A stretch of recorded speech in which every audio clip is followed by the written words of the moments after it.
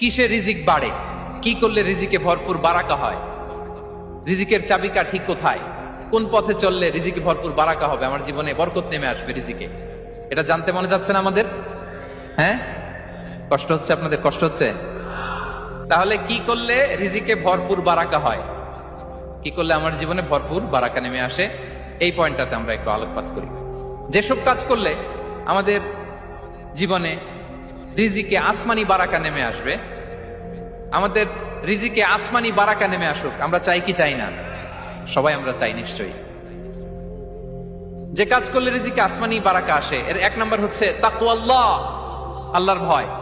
আল্লাহ তাআলা বলছেন, ওয়া মাইয়াত্তাকিল্লাহা ইয়াজআল লাহু মাখরাজা ওয়া ইয়ারযুকহু মিন হাইসু লা ইয়াহতাসিব।